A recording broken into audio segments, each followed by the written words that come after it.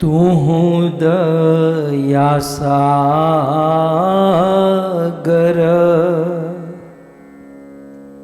તારઈ તે પ્રાણી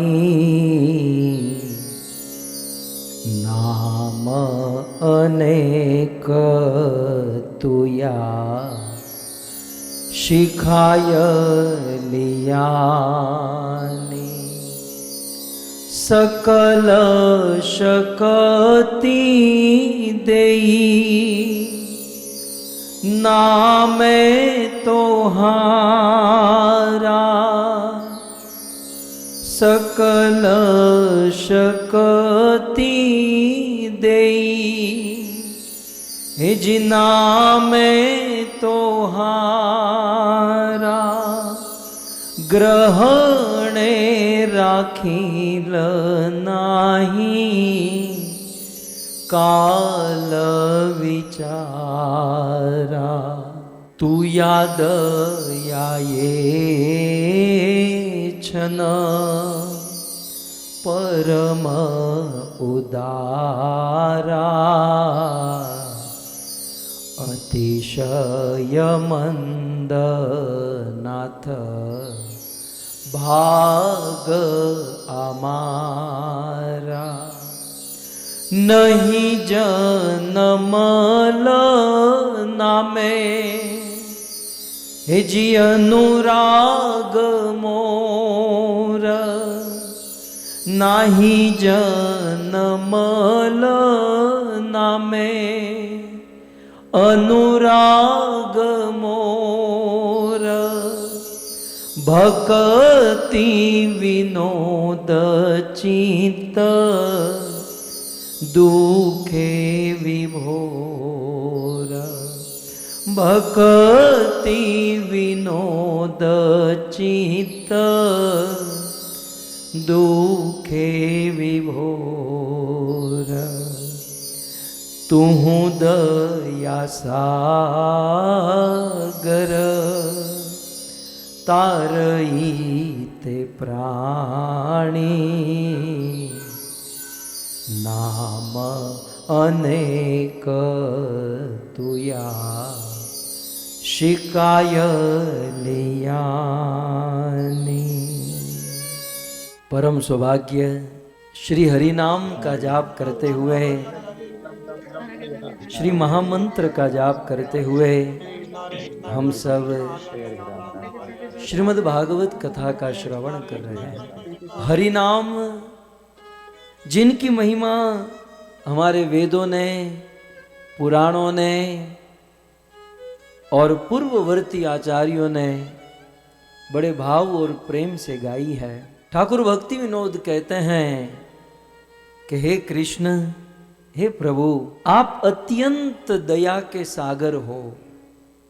प्रभु आप बहुत दयामय हो। तू दया सागर तारई ते प्राणी। तू दया सागर, हे कृष्ण तू दया का सागर है। और क्योंकि कृष्ण आप में बहुत दया है और इसीलिए आपके मन में तारयिते प्राणी, प्राणियों को, मनुष्य को तारने का विचार है। प्रभु आपने बहुत दया करके संसार के प्राणियों को तारने का, संसार के प्राणियों के उद्धार का एक सुंदर उपाय बनाया है।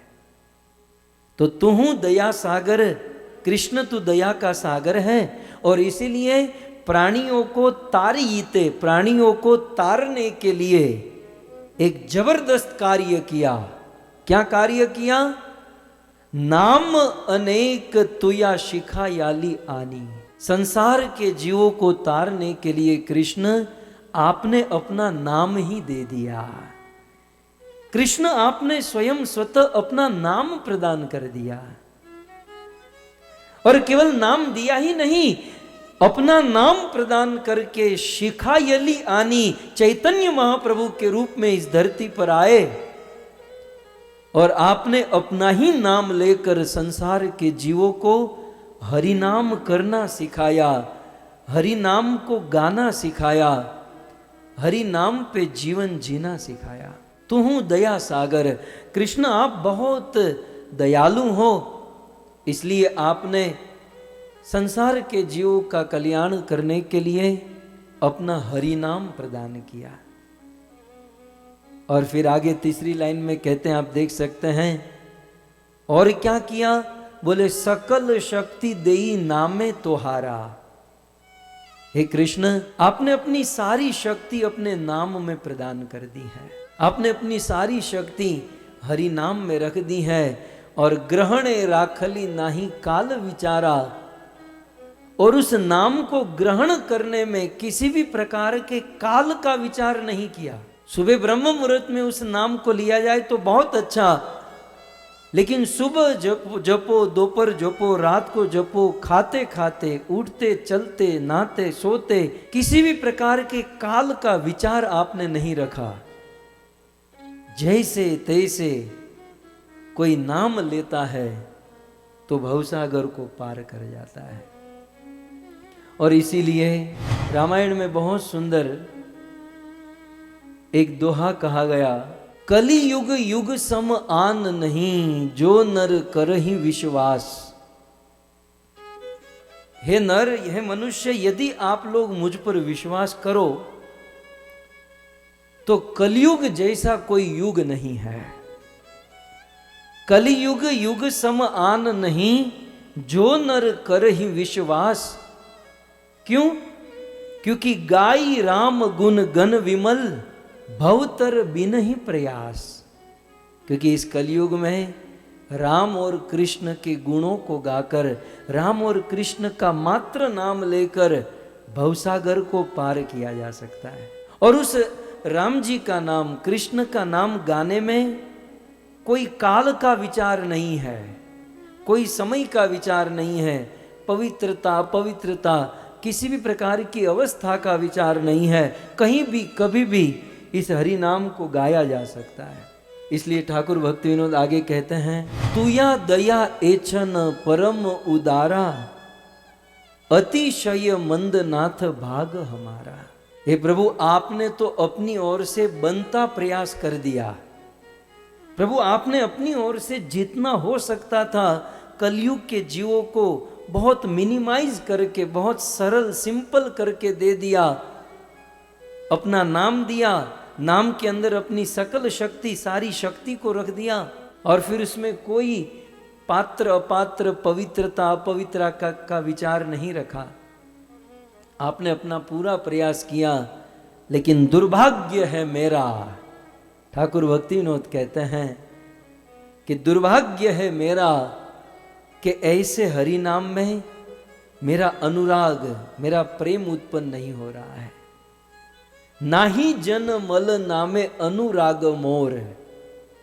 नहीं जन्म मन, नहीं जन्म ले रहा है, नहीं हो रहा है इस नाम में अनुराग। ये भक्ति विनोद ठाकुर की बात नहीं है, ये हम लोगों की बात है।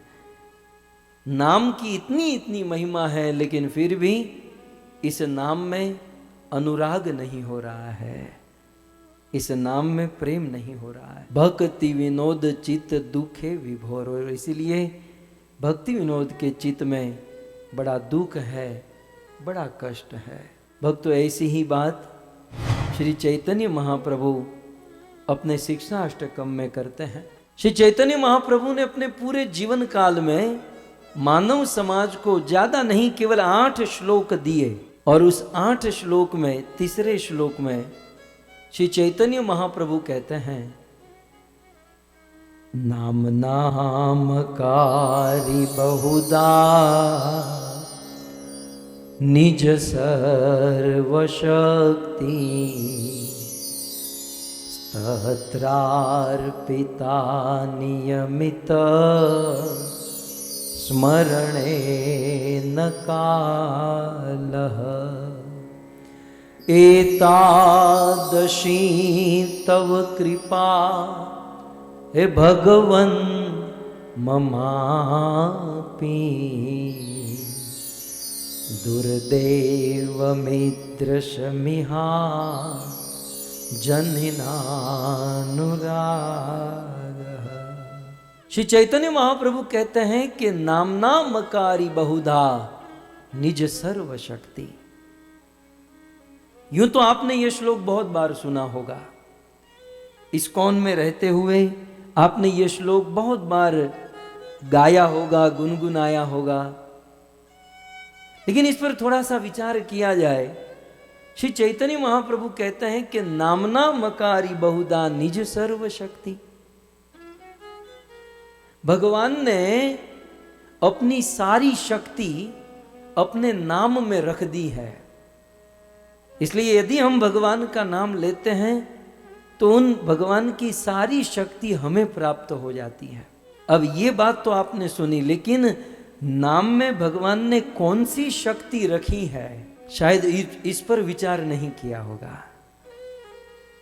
भगवान ने अपने नाम में अनेकों शक्ति रखी है। उन अनेकों शक्ति में से 2-5 आपको गिनाऊं, या चलो 15 गिना देता हूं।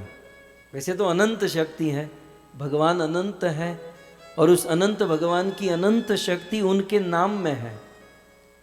लेकिन एटलीस्ट 15 शक्ति हरि नाम में जो भगवान ने स्पेशली रखी है, मैं आपको गिनाऊं, आप इसे देखिए।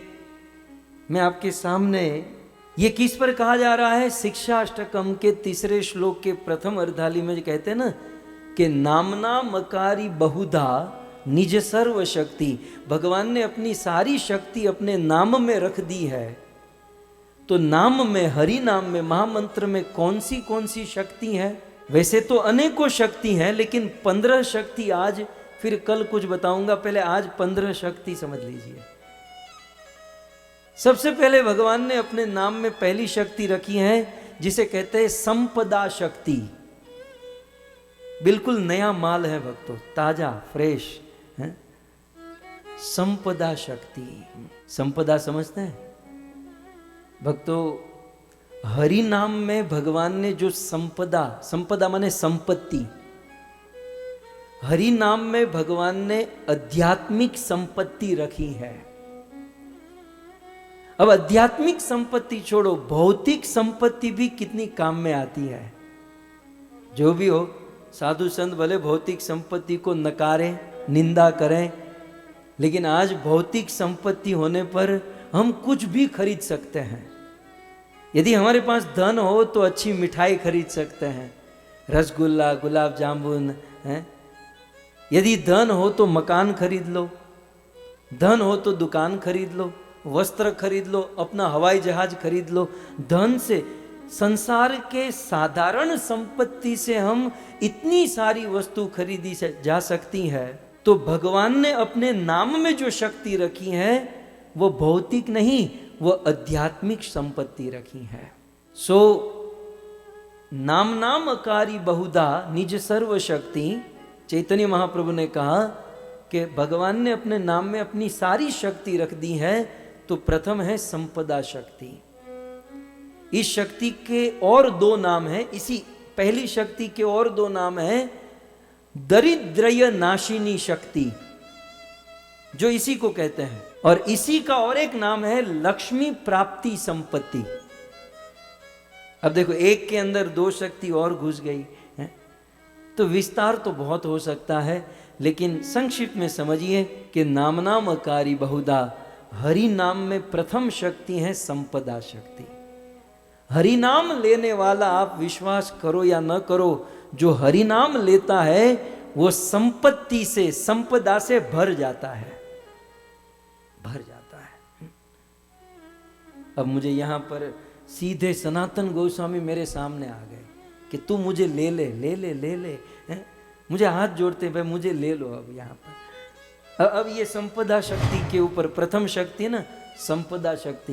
तो ये प्रथम शक्ति में जो संपदा शक्ति है, एक बार क्या हुआ, एक आदमी था और उसको पैसे की बहुत जरूरत थी। तो सोचा कि यहां वहां माथा मारने से अच्छा है शिव जी की उपासना करूं। तो उस आदमी ने शिव जी की उपासना की।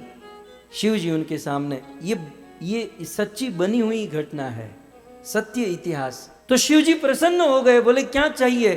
बोले मुझे है ना पारस मणि चाहिए।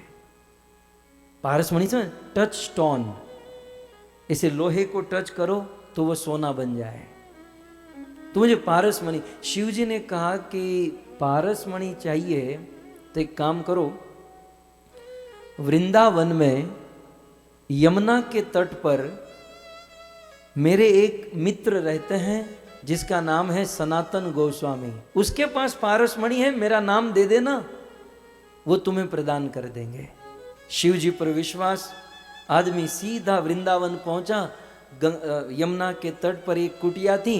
पहले तो कुटिया देखकर इस आदमी को थोड़ा सा संशय हुआ कि हो न हो शिव जी से कुछ गलती हो गई है, क्योंकि जिसके पास पारसमणि होगी वो कुटिया में थोड़ी रहेगा। जिसके पास पारसमणि होगी वो तो लोहे को टच कर करके सोना बना बना कर अपना बहुत बड़ा महल खड़ा करेगा। तो पहले तो डाउट हुआ, लेकिन फिर भी सोचा कि शिव जी ने कहा एक बार ट्राई कर लूं। वो अंदर गया, प्रणाम किया, बोले शिव जी ने भेजा है महाराज, आपके पास पारसमणि है, मुझे वो स्पर्शमणि चाहिए। सनातन गोस्वामी ने कहा बिल्कुल सही पते पर आए हो। वो जो सामने डस्टबिन पड़ा है ना, डस्टबिन, कचरे का डिब्बा, उस डस्टबिन में पारसमणि है, जाओ जाकर ले लो। ये आदमी गया और डस्टबिन को खोला, बेचारा सारा कूड़ा कचरा ऐसे निकाला तो बिल्कुल डस्टबिन में एकदम नीचे पारसमणि पड़ा था। पारसमणि उठाया, खुश हो गया, थोड़ा सा चेक भी किया, थोड़ा लोहा उनके पास था, थोड़ा चेक किया, वो सोना हो गया। और नाचते कूदते हुए अपने घर की ओर जा रहा था, लेकिन वो आपकी तरह बुद्धिमान था। वो यमुना तट पर पहुंचकर सोचा कि इस आदमी ने पारसमणि को कचरे के डिब्बे में फेंक दिया।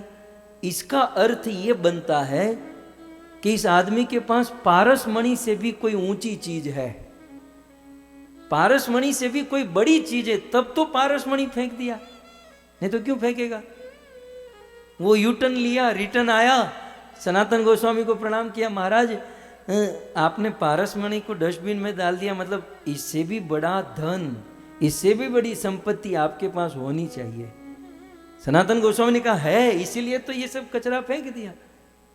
तो बोले महाराज मुझे तो बड़ी संपत्ति चाहिए, ये छोटी मोटी संपत्ति मत दीजिए, मुझे तो इससे भी बड़ा धन, इससे भी बड़ी संपत्ति चाहिए। तब सनातन गोस्वामी ने कहा कि इससे भी बड़ी संपत्ति चाहिए तो इस पारसमणि को यमुना में फेंकना होगा। बोले कोई बात नहीं महाराज, हाथ में लिया और यमुना सामने ही थी, फेंक दिया। बोले अब तो मुझे संपत्ति दीजिए। तब सनातन गोस्वामी क्या कहते हैं कि तेरे पास ये जो पारसमणि है ना, इस पारसमणि से रुपया पैसा डॉलर बनेगा, और रुपये पैसे डॉलर से तुम क्या खरीद सकते हो, संसार के गाड़ी बंगले खाना पीना, बस यही। लेकिन मैं तुझे जो संपत्ति दूंगा, गौलो केर प्रेम धन हरि नाम संकीर्तन, ये जो हरिनाम रूपी संपत्ति है उससे साक्षात लक्ष्मीपति कृष्ण को खरीद सकते हो। संसार के धन से साधारण वस्तु खरीदी जा सकती है, लेकिन हरिनाम रूपी संपत्ति से लक्ष्मीपति, लक्ष्मी के नाथ कृष्ण को खरीदा जा सकता है। और इसलिए नाम नामकारी बहुधा निज सर्वशक्ति, उन सभी शक्तियों में पहली शक्ति है संपदा शक्ति। हरि नाम में प्रथम शक्ति भगवान ने रखी है संपदा। संपदा माने अध्यात्म संपत्ति, दारिद्र्य नाशिनी, लक्ष्मी प्राप्ति, संपदा शक्ति हरि नाम की प्रथम शक्ति है। इस पर भी एक कथा होनी चाहिए, नाम नामकारी बहुधा, क्योंकि हमारे पास तो इतना टाइम नहीं है, हम तो केवल ये जो हरि नाम के साधक भक्त हैं उनके लिए थोड़ा हरि नाम की महिमा बता रहे हैं। तो ये प्रथम शक्ति। अब हरि नाम, नाम नामकारी बहुधा निज सर्व शक्ति में दूसरी शक्ति है, आप देख सकते हैं भुवन पावनी शक्ति।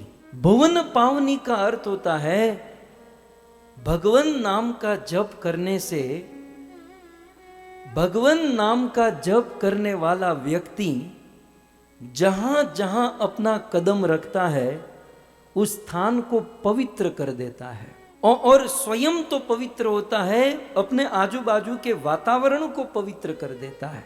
आप देखिए, जो बहुत हरि नाम जप करता होगा ना, वो इतना पवित्र हो गया होगा, इतना पवित्र हो जाता है कि फिर लोग उनके प्रति स्वाभाविक आकर्षित होते हैं। वो एक चुंबक की तरह हो जाता है और लोगों का उनके प्रति स्वाभाविक आकर्षण बढ़ जाता है। क्यों? क्योंकि वो हरि नाम से अपने आप को पवित्र बना चुका है।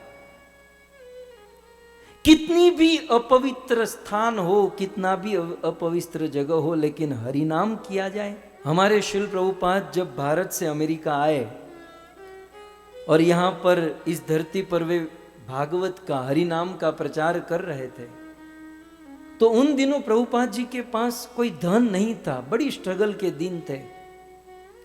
और उन दिनों श्रील प्रभुपाद शराब की दुकानों में, बड़े बड़े अवैध कार्य जहां होते थे, उन स्थानों को खरीदकर वहां हरिनाम किए और आज वे स्थान बड़े बड़े मंदिरों में बदल गए। अपवित्र से अपवित्र स्थान, शराब की भट्टियां जहां चलती थी, वहां बड़े बड़े इस्कॉन के मंदिर खड़े हो गए। कारण हरि नाम का प्रभाव। ये दूसरा पॉइंट जो है ना, हरि नाम में भुवन पावनी शक्ति है। हरि नाम से भुवन पवित्र होता है। कितना भी अपवित्र स्थान हो, कई बार कुछ लोग कहते हैं ना, हमारे यहाँ प्रेत आत्मा भटकती है, हमारे वहाँ फलाने दोष हैं, ये दोष है, वो दोष है, लेकिन कुछ करने की जरूरत नहीं। हरि नाम करो, हरि नाम का जाप करो, संकीर्तन करो, भुवन भूमंडल पवित्र हो जाता है। तो ये दूसरी शक्ति है। नाम नामकारी बहुधा निज सर्वशक्ति में तीसरी शक्ति है, आप देख सकते हैं 3rd नंबर पर। ये श्लोक को मैंने स्प्लिट कर दिया ताकि आप इजी तरीके से समझ सको, नंबर देकर आपको श्लोक को स्प्लिट किया है। सो तीसरी शक्ति है सर्व व्याधि विनाशिनी शक्ति। हरि नाम में भगवान ने अपनी शक्ति रखी है, तो तीसरी शक्ति है सर्व व्याधि विनाशिनी। ये हरि नाम के द्वारा होने वाली व्याधि, होने वाले रोग जो है ना, दूर हो जाते हैं। आयुर्वेद कहता है, शास्त्र कहता है कि आप देखो, इसका अर्थ ये नहीं है कि हमें डॉक्टर के पास नहीं जाना चाहिए, हमें दवाई नहीं लेनी चाहिए, हमें औषधि नहीं लेनी चाहिए, सब कुछ लेना चाहिए। लेकिन आयुर्वेद कहता है कि जब आप औषधि लेते हो ना, तो औषधि लेते समय दाहिने हाथ में आप औषधि पकड़ो और फिर अपने मुख से हरि नाम बोलो, ओम नमो नारायण, या फिर हरे कृष्ण कृष्ण कृष्ण हरे हरे। ये महामंत्र 21 बार बोलो। 21 बार महामंत्र बोलकर औषधि लोगे तो आपको 3 बार औषधि लेकर जो इफेक्ट होनी होगी वो एक ही बार में इफेक्ट हो जाएगी। उस औषधि में रोग नाशिनी शक्ति बढ़ जाएगी। क्यों? क्योंकि हरि नाम में सर्व व्याधि विनाशिनी शक्ति है। हरि नाम में सारे रोगों को दूर करने की शक्ति है। देखो, शास्त्रीय प्रमाण तो हम आपको रोज देते हैं। मैं आपको एक जनरल एग्जाम्पल दूं। गांधी जी का नाम तो सुना होगा। हमारे यजमान दिल्ली से हैं और दिल्ली में बड़ा क्रांतिकारी कार्य किया गांधी बापू ने। गांधी जी के विषय में, जीवन में बीती हुई घटना में आपको कहूं, सर्व व्याधि विनाशिनी शक्ति के ऊपर। गांधी जी जब स्वतंत्रता की लड़ाई लड़ रहे थे, तब एक दिन वे बहुत बीमार हो गए। इतने बीमार हो गए कि वे मूर्छित होकर गिर गए। फिर तो अनेक वैद्य, अनेक डॉक्टर आए, उनको दवाई दी, बहुत सारा उपचार किया गया। और जब गांधी जी को होश आया तो देखा कई सारे डॉक्टर खड़े हैं, नर्सें खड़ी हैं, उनका इलाज चल रहा है। तब होश में आकर गांधी जी ने इतना ही कहा कि आप इतने सारे डॉक्टर एकत्रित हुए, आपने इतना इतना किया, उससे तो अच्छा था कि आप लोग ने मिलकर हरि नाम कीर्तन किया होता तो मैं अधिक प्रसन्न होता और मैं जल्दी ठीक हो जाता। डॉक्टरों ने कहा ऐसा कैसे? बोले मेरे पर विश्वास करो, मेरी मां, अब गांधी जी अपनी कथा सुनाते हैं, बोले मेरी मां जो थी जब 86 साल की हुई, 86 साल की हुई, और मैं तो स्वतंत्रता की लड़ाई लड़ रहा था, और मेरी माँ आश्रम में रहती थी, और उस आश्रम में एक दिन मेरी माँ बहुत बीमार हो गई। अनेकों डॉक्टर आए, उन्होंने इलाज किया, माता जी की नाड़ी देखी और कहा कि केवल 24 घंटा इससे निकलेगा। गांधी जी को दूर से बुलाया गया, क्योंकि अंतिम घड़ी थी, 84 ईयर हुआ था। गांधी जी अपनी माता जी के पास आए, और गांधी जी की माता अपने, यद्यपि पुत्र थे, लेकिन अपने पुत्र को गुरु मानती थी, कपिल देवहूति की तरह। तो उस अंत समय में माता जी ने कहा कि बस अब तो मेरा अंतिम समय आया, अब मैं क्या करूं। तब गांधी जी ने कहा कि आप राम नाम का उच्चारण कीजिए, आप हरि नाम का उच्चारण कीजिए। भक्तों, कल का इतिहास, 84 ईयर की उम्र, 10 डॉक्टरों ने कह दिया था कि अब 24 घंटे से ज्यादा नहीं जिएगी। लेकिन जैसे ही हरि नाम का जाप प्रारंभ किया, गांधी जी की माता 1 दिन, 2 दिन, 3 दिन, 4 दिन, 1 महीना, 2 महीना, 72 महीने तक उनका स्वास्थ्य बिल्कुल ठीक हो गया। हरि नाम के प्रभाव से जो मृत्यु के मुख में थी, वह स्वास्थ्य ठीक हो गया। क्यों? क्योंकि हरि नाम में सर्व व्याधि विनाशिनी शक्ति है। और इसका प्रमाण नीचे चैतन्य महाप्रभु ने कहा, नामना मकारी बहुधा निज सर्व शक्ति। तो यह है तीसरी शक्ति। हरि नाम में भगवान ने चौथी शक्ति रखी है, वह है सर्व दुख हारिणी शक्ति। किसी भी प्रकार का दुख आप भगवान नाम का जप चालू कर दो, सारा दुख दूर हो जाएगा। सारे दुख, पर्वत जैसे दुख सरसों के दाने की तरह हो जाएंगे जब हम भगवत नाम का जाप करेंगे। तो सर्व दुख हारिणी शक्ति। फिर भगवान ने अपने नाम में और एक शक्ति रखी है, वो है कलिकाल भुजंग भय नाशिनी शक्ति। कलिकाल भुजंग भय नाशिनी शक्ति, अर्थात कलयुग के दोषों को हरने की शक्ति। कलयुग तो दोषों का समुद्र है। कलयुग में यदि लोगों में दोष देखना शुरू करे, तब तो ये भागवत भी छोटा पड़ जाएगा, इतनी कथाएं हो जाएगी। कलयुग में तो दोष ही दोष। रामायण में तो बड़े विस्तार से कहा गया, कलिकाल बिहाल किए मनुजा, नहीं मानत को अनुजात अनुजा। कलयुग तो भयंकर है, लेकिन ऐसे घोर कलयुग में भी यदि हम हरि नाम का जाप करते हैं तो भुजंग भय नाशिनी, माने कलयुग के जो भुजंग माने जो दोष है, वो दोष को हर लेता है ये महामंत्र। फिर छठी भगवान ने शक्ति रखी महामंत्र के अंदर, और एक शक्ति, जब भी हम महामंत्र लेते ना, हरि नाम जाप करते, तो ये सारी शक्तियां हमारे अंदर संचारित होती है। तो छठी शक्ति है नरकोद्धारिणी शक्ति। नरक उद्धारिणी शक्ति। यदि किसी का फिक्स्ड हो कि ये बंदा नरक में जाने वाला ही है, और हमारे चेहरे ही बोलते हैं कि ये नरक में ही जाएगा, वो चेहरे देख के ही पता चल जाता है कि ये बंदा नरक में अवश्य जाएगा। क्योंकि हमने क्या क्या पराक्रम किए हैं, क्या क्या लीलाएं हुई है, वो तो हम या परमात्मा ही जानते हैं। सो जिसका नरक फिक्स है, परंतु हरि नाम यदि कोई उच्चारण करे तो इस हरि नाम में नरकोद्धारिणी शक्ति है, अर्थात ये हरि नाम नरक से उद्धार कर देता है। और इसका ज्वलंत प्रमाण दूर कहां जाना, श्रीमद् भागवत जी में ही देखिए। श्रीमद् भागवत में 6ठ स्कंद में 6ठे स्कंद में वर्णन है, अजामिल नाम का एक पापी, जीवन में ऐसा कोई पाप नहीं था जो अजामिल ने नहीं किया था, और इवन उसको मृत्यु का समय आ गया, उसको लेने के लिए सपा सहस्तान 3 दृष्टवा 3 यमराज के दूत आ गए, और अजामिल को शरीर से उस आत्मा को बाहर तक निकाल दिया। लेकिन म्रियमाणस्य अजामिल ब्रौतो हरि कीर्तनम भर्तुर नाम महाराज पार्षदा सहसा पतन।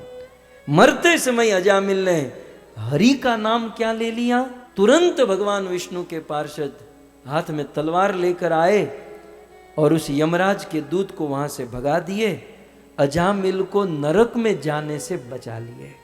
कारण अजामिल ने हरि का नाम, भले अपने पुत्र के बहाने हरि का नाम लिया, लेकिन हरि का नाम लिया तो नरक में जाने से बच गया। नरकोद्धारिणी शक्ति भगवान ने अपने नाम में रखी है। तत्पश्चात भगवान ने और एक शक्ति अपने नाम में रखी है, 7वीं शक्ति, दुखद प्रारब्ध विनाशिनी शक्ति।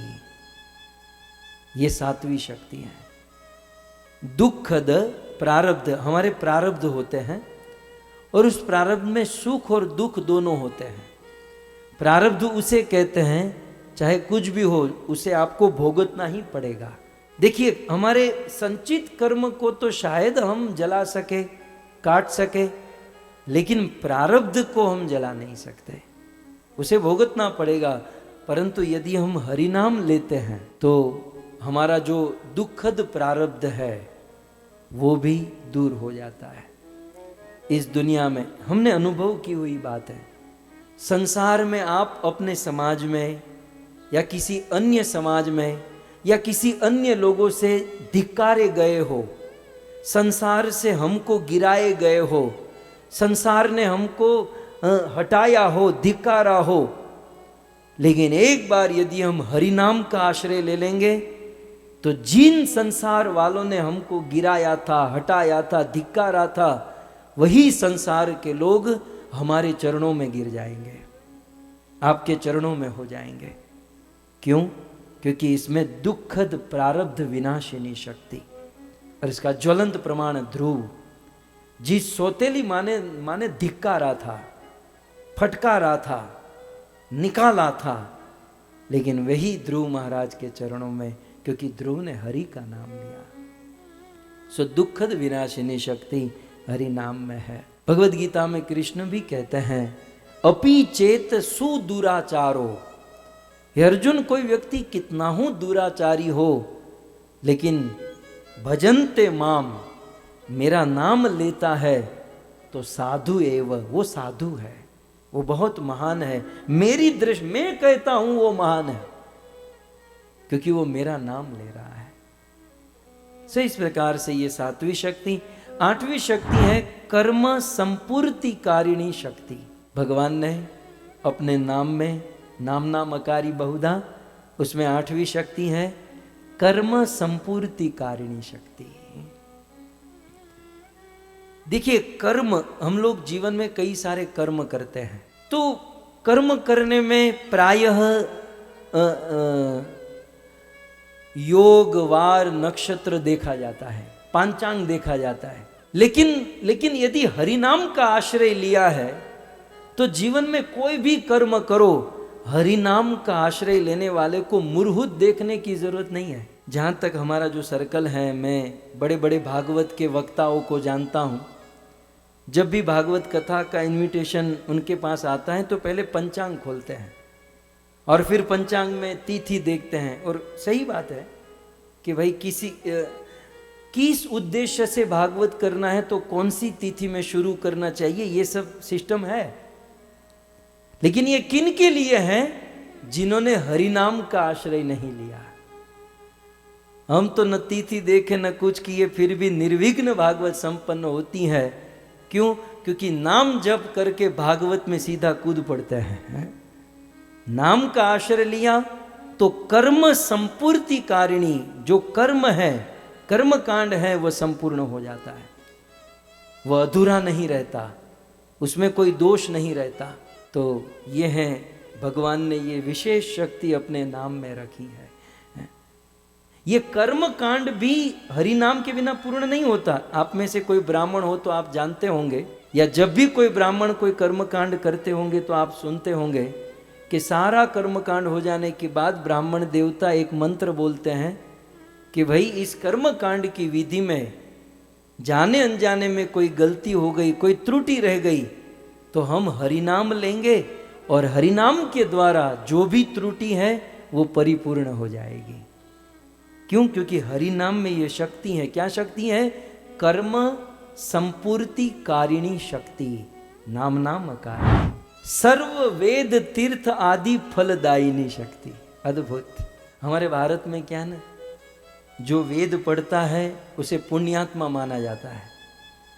वेद पढ़ने वाला पुण्यात्मा, भाई बड़ा आदमी, भाई प्रणाम करो बहुत है? तो वेद पढ़ने वाला पुण्यात्मा है। लेकिन उस पुण्यात्मा के सामने द्विवेदी, द्विवादी माने दो वेद पढ़ने वाला आ जाए तो वो एक वेद पढ़ने वाला उसको प्रणाम करता है, क्योंकि एक वेद के सामने द्विवेदी बड़ा होता है। अब द्विवेदी के सामने त्रिवेदी आ जाए तो वो द्विवेदी त्रिवेदी को प्रणाम करेगा, और त्रिवेदी के सामने चतुर्वेदी आ जाए तो त्रिवेदी चतुर्वेदी को प्रणाम करेगा। तो ये सब डिग्री है, द्विवेदी, त्रिवेदी, चतुर्वेदी। लेकिन चतुर्वेदी जो सबसे ऊंचा होता है, चारों वेद पढ़ चुका है, लेकिन चतुर्वेदी के सामने कोई हरिनाम जाप करता हो ना, तो बड़े बड़े चतुर्वेदी भी हरिनाम जाप करने वालों के चरणों में गिर जाएंगे। क्यों? क्योंकि चारों वेदों का सार क्या है? हरिनाम। वेद चाहे जानते हो ना जानते हो, लेकिन वेदों का कंक्लूजन हरिनाम है। एक और चारों वेदों को पढ़ लिया लेकिन हरिनाम नहीं लिया तो चारों वेदों को पढ़ने का कोई लाभ नहीं है। और दूसरी ओर आपने चारों वेद नहीं पढ़े लेकिन वेदों का कंक्लूजन, निचोड़ हरिनाम है, आप हरिनाम लेते हो, हरिनाम जाप करते हो, तो मानो आपने चारों वेदों को समझ लिया। सो हरिनाम लेने वाला चारों वेदों को धारण करने का फल प्राप्त करता है। और साथ ही साथ सर्व वेद, आप नौवीं शक्ति देखिए नीचे, सर्व वेद और प्लस तीर्थादिक और प्लस सभी तीर्थों में भ्रमण करने का फल प्राप्त कर लेता है। तो इस प्रकार नाम नाम अकारी बहुधा निजे सर्वशक्ति में नौवीं शक्ति है। आइए 10वीं शक्ति, सर्व अर्थदायिनी शक्ति। ये भी बहुत सुंदर है। आप इसको है ना एक बार इस्तेमाल करके देखो। आपको अपने जीवन में, मैं भी आपके साथ ही हूं, हम सबको अपने जीवन में जो कार्य सबसे हार्ड लगता है, मतलब आपको जो कार्य सबसे कठिन मतलब कोई स्टूडेंट है, उनको साइंस के सब्जेक्ट में बहुत वीक है या मैथ में वीक है, या कोई स्टूडेंट कोई सब्जेक्ट में वीक है, बिजनेसमैन किसी अपने में वीक है, आपका जो पार्ट वीक है कोई तो कमी होगी ना। तो आप क्या करो, सुबह ब्रह्म मुहूर्त में उठो, हरि नाम का जाप करो, और फिर जिस पार्ट में आप वीक हो उसका अभ्यास शुरू करो। बहुत कम समय में, मैं आपको गारंटी देता हूं 3 महीने में आप उसमें विशारद प्राप्त कर लोगे। क्यों? क्योंकि हरि नाम में सर्व अर्थदायिनी शक्ति है। जिस जिस विषय में आपको लगता है कि मुझे विशारद, मुझे एक्सपर्ट बनना है, हरि नाम का आश्रय लेकर वो कार्य करो, आप सफल हो जाओगे। ये हमारा अनुभव है। नहीं तो 10वीं फेल आदमी हजारों श्लोक कंठस्थ कर लेना, ये हरि नाम की कृपा नहीं तो और क्या है। हरि नाम का आश्रय लेने वाला व्यक्ति जिस फील्ड में चाहे उस फील्ड में विशारद प्राप्त कर सकता है। सो सर्व अर्थदायिनी शक्ति श्री हरि नाम में प्राप्त होती है। फिर 11वीं शक्ति नाम नाम अकारी बहुधा। मैं फिर से कहूं, ये श्लोक है, श्लोक को तोड़कर मैंने सीक्वेंस में रखे हैं नंबर के साथ ताकि आप उसे समझ सको। 11वीं शक्ति है जगत आनंददायिनी शक्ति। जगत आनंददायिनी शक्ति, हरि नाम में भगवान ने एक शक्ति रखी है जिससे पूरे जगत को आनंद आएगा। तो जब प्रोसेस क्या है, जब हम हरि नाम लेते हैं तो हमारे हृदय में आनंद आता है और हम आनंद समुद्र में गोता मारते हैं। और एक बात कहें, जब अपने हृदय, अपने चित्त को आनंद आता है ना, तो अपने को पूरी दुनिया आनंदमय दिखाई देती है। और जब हम खुद दुखी होते तो सब दुखी दिखाई देते हैं। अब जैसी दृष्टि वैसी सृष्टि। सो हम प्रसन्न तो पूरी दुनिया प्रसन्न। तो हम प्रसन्न कैसे होंगे? हरि नाम लेकर। जब हम हरि नाम लेते हैं तो हृदय आनंदित हो जाता है और उससे जगत आनंददायिनी शक्ति। 12वीं शक्ति, 11 हो गई, 12वीं शक्ति है, ये अलग है, थोड़ा स्पेलिंग ध्यान से देखिएगा। जगदान दायिनी शक्ति। जगदान संधि विच्छेद करूं तो जगत दान दायिनी शक्ति। हरि नाम में भगवान ने और एक शक्ति रखी है, बहुत सुंदर शक्ति है ये। और ये शक्ति कैसी है? जगत को दान करने की शक्ति। आपके अंदर कितनी कैपेसिटी, कितना दान कर सकते हो? 200, 500, 1000 है? ये सब बस 200, 500, 1000 अपनी कैपेसिटी कितनी है? हम यदि दान करेंगे भी, मुझे दान नहीं चाहिए भाई, नहीं तो किसी को लगा फंड फाड़ा शुरू कर दिया है। कोई फंड फाड़ा नहीं है। मैं जस्ट आपको ये पॉइंट आया इसलिए कह रहा हूं कि मान लो हमें दान करना हो तो हमारी कैपेसिटी क्या है, हम कितना कर सकते हैं। लेकिन भगवान ने हरि नाम में एक शक्ति रखी है, 12 नंबर की शक्ति, वो है जगत दान दायिनी शक्ति। इसका अर्थ क्या है? यदि आप हरि नाम लेते हो ना तो पूरा जगत दान करने का फल आपको प्राप्त हो जाएगा।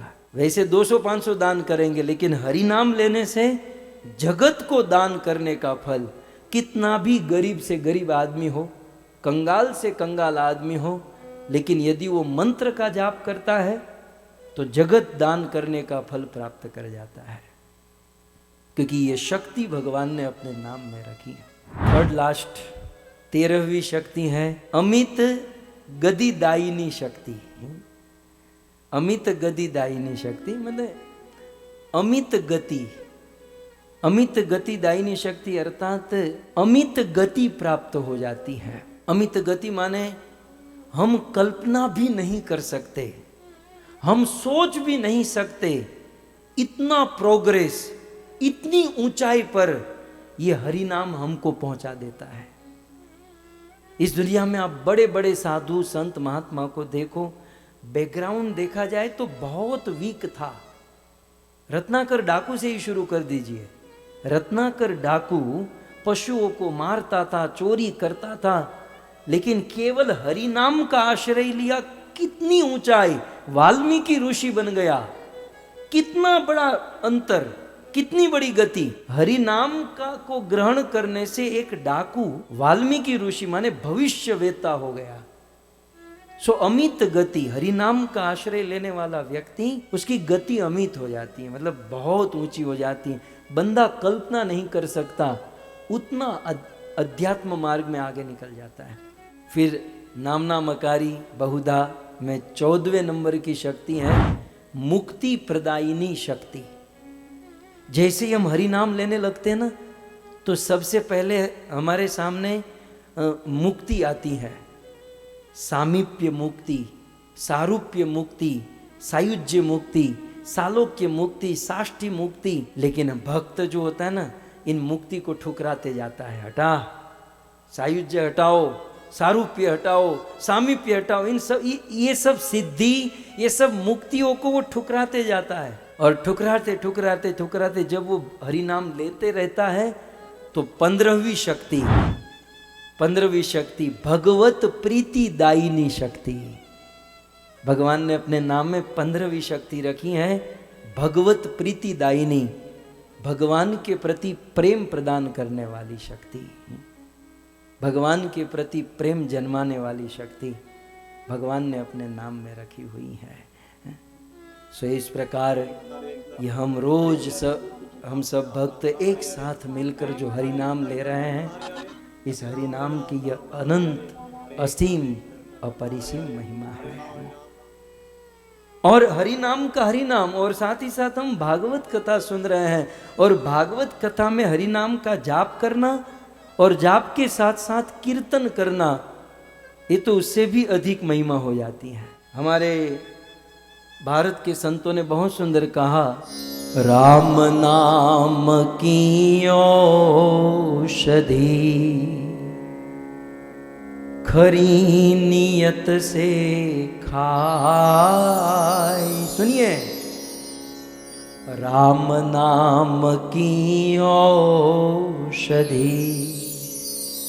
खरी नियत से खाए, अंग रोग व्यापे नहीं, अंग रोग व्यापे नहीं, महारोग मिट जाए, महारोग मिट जाए।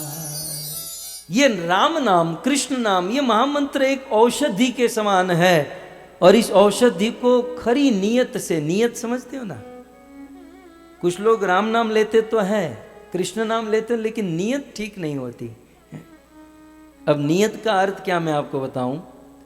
ये औषधि जो है, यदि भगवान का नाम लें और भगवान का नाम लेने के साथ हम कीर्तन करें, नृत्य करें, तो आयुर्वेद कहता है, साइंस कहता है और हमारे देश के ऋषि मुनि कहते हैं कि हमारे हाथों में और हमारे पाँव में कुछ ऐसे पॉइंट्स हैं जिसका सारा कनेक्शन हमारे हार्ट से, हमारे दिमाग से, हमारे पूरे शरीर से है। तो जब हम हरि नाम कीर्तन करते हैं और कीर्तन करते हुए ताली बजाते हुए नृत्य करते, नाचते हैं, तो ताली बजाते हुए हाथों के जो पॉइंट हैं वो एक्यूप्रेशर होते हैं, और नाचते हुए हमारे पाँव में जो कुछ पॉइंट हैं वो एक्यूप्रेशर होते हैं, और साथ ही साथ नाचते नाचते हमारा सांस फूल जाता है, उससे प्राणायाम होता है। तो हाथ में एक्यूप्रेशर, पाँव में एक्यूप्रेशर और प्राणायाम, ये तीनों होता है। लेकिन करना क्या होगा, राम नाम की औषधि खरी नियत से खाए, नियत से। कुछ लोग नाचते हैं लेकिन बस केवल ऐसे हिलते हैं, ज्यादा नियत गलत होती है। जैसे मीराबाई नाची थी, उन्मुक्त भाव से उदंड नृत्य कीर्तन करते हुए ईमानदारी से यदि कोई नाचता है तो फल क्या मिलेगा, अंग रोग व्यापे नहीं, तो उसके जीवन में कभी शरीर का रोग नहीं होगा, उसके शरीर में किसी प्रकार का रोग नहीं, और रोग होगा तो महारोग मिट जाए। तो शरीर का रोग नहीं होगा। और महारोग कौन सा है, पुनरपि जन्मम पुनरपि मरणम पुनरपि जननी जठरे शैन्यम, बार बार जन्म लेना मरना, इसे महारोग कहते हैं। तो भगवत नाम में संकीर्तन करने से, ताली बजाते हुए नृत्य करते हुए संकीर्तन करने से शरीर का रोग दूर हो जाता है, और भव रोग, महारोग, जन्म मृत्यु का रोग भी दूर हो जाता है। इसलिए 5 मिनट के लिए खड़े होकर भाव से कीर्तन करते हुए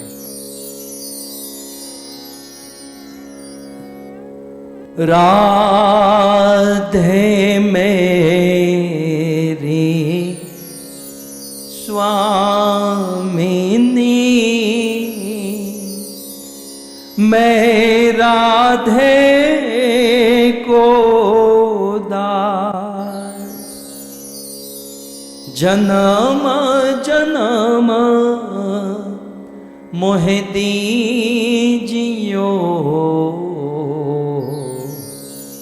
श्री वृंदावनवा।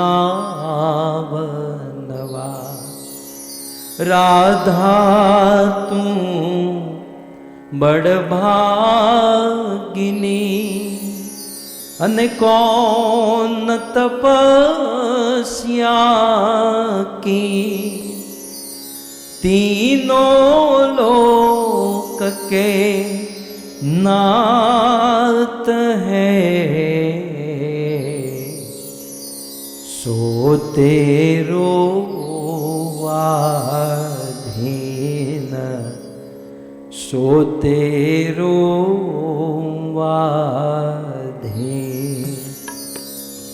जय राधा माधव कुंज बिहारी, राधा माधव कुंज बिहारी, जय राधा माधव कुंज बिहारी, जय राधा माधव कुंज बिहारी, जय राधा माधव कुंज बिहारी, राधा माधव कुंज बिहारी। गोपी जनवल्लभ गिरिवरधारी, गोपी जन हो भाव से गिरिवरधारी,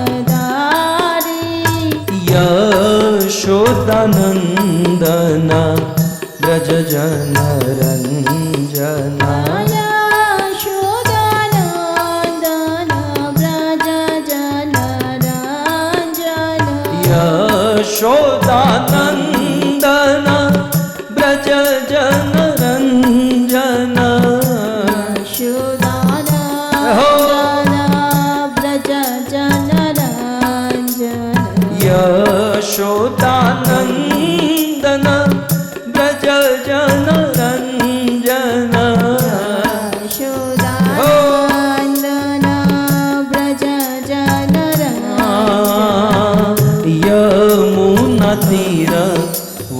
ब्रह्मचारी यमुना तीर वनचारी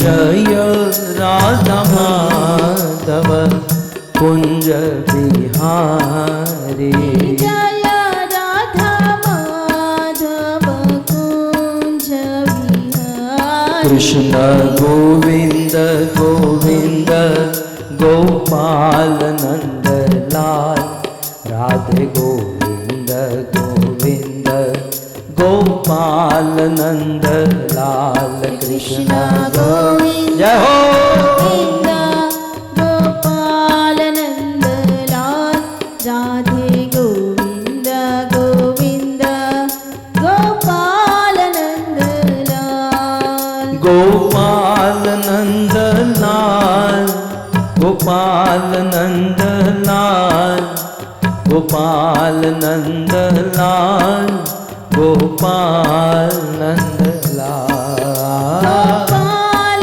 राधे लाल गोपाल नंद लाल गोपाल नंद लाल गोपाल नंद लाल कृष्ण गोविंद गोविंद गोपाल नंद लाल राधे गोविंद गोविंद गोपाल नंद लाल कृष्ण गोविंद गोविंद गोपाल नंद लाल हो गोविंद गोविंद गोपाल नंद लाल कृष्ण गोविंद गोविंद गोपाल नंद लाल राधे गोविंद गोविंद गोपाल नंद लाल कृष्ण गोविंद गोविंद गोपाल नंद लाल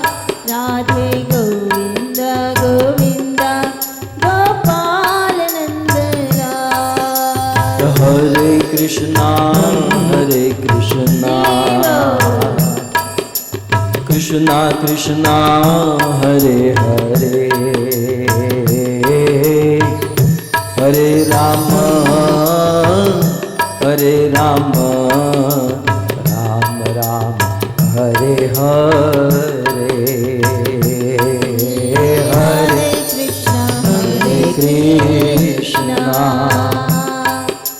कृष्णा कृष्णा हरे हरे हरे राम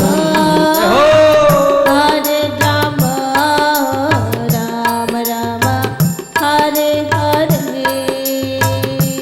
हरे कृष्णा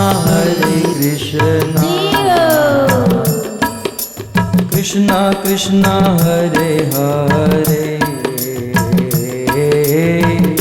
हरे राम राम राम हरे हरे हरे कृष्णा कृष्णा कृष्णा हरे हरे हरे राम राम राम हरे हरे हरे कृष्णा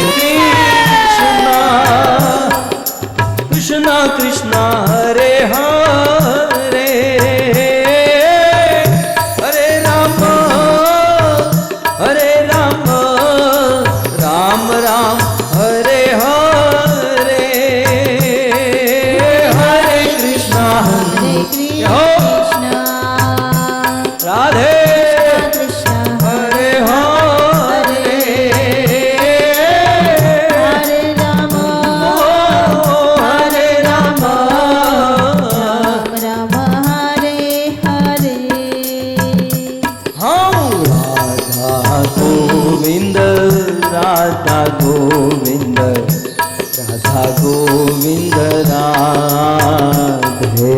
राधा जय श्री श्री राधा गोविंद।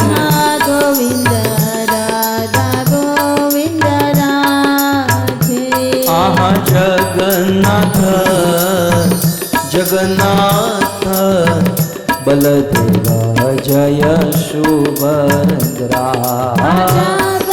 जय जगन्नाथ जगन्नाथ बलदेवा जय सुभद्रा। गौरनिताय जय गौरनिताय गौरनिताय जय गौरनिताय गौरनिताय जय श्री श्री गौरनिताय गौरनिताय जय गौरनिताय। और सभी भक्तगण हरि नाम संकीर्तन कर रहे हैं। तो आइए भक्तों के साथ सभी भक्त मिलकर बड़े भाव से निताय गौर हरि बोल हरि बोल हरि बोल हरि बोल निताय गौर हरि बोल हरि बोल हरि बोल हरि बोल। जय जय प्रभुपाद प्रभुपाद प्रभुपाद प्रभुपाद जय जय प्रभुपाद जय श्री प्रभुपाद प्रभुपाद प्रभुपाद। युग धर्म हरिनाम संकीर्तन की श्री श्री राधा गोविंद भगवान की श्री जगन्नाथ भगवान की जगत गुरु श्री प्रभुपाद की निताय गौर प्रेमानंदे। हरि हरि हरि बोल। जय जय श्री राधे जय जय श्री राधे जय जय श्री राधे।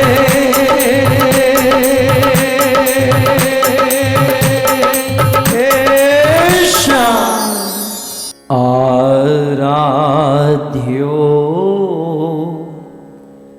भगवान ब्रजेश तनय तद्धाम वृंदावन रम्या काचिदुपासना ब्रजबधो वर्गेण या कल्पिता।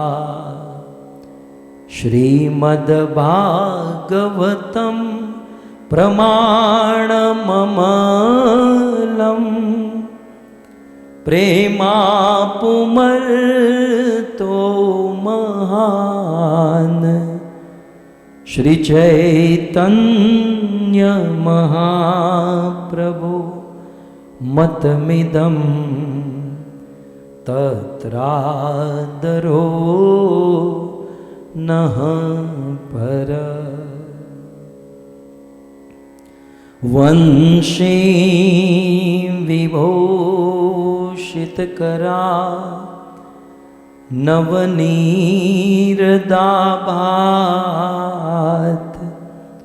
पीताम्बर दरुणबिम्बफल दरोष्ठात्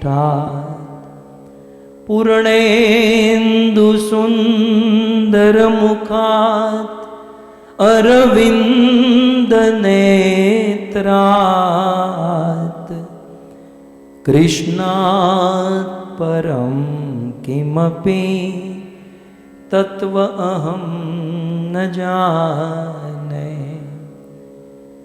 करारविन्दे न पदारविन्दं मुखारविन्दे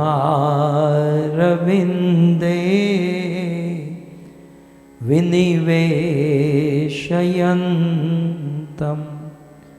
वटस्य पत्रस्य पुटे शयानं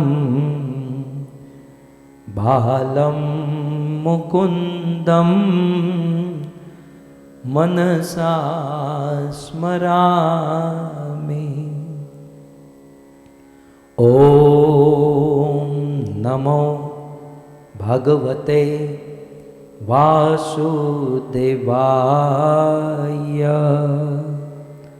ॐ नमो भगवते वासुदेवाय।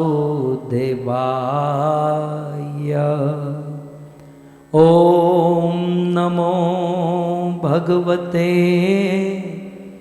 वासुदेवाय।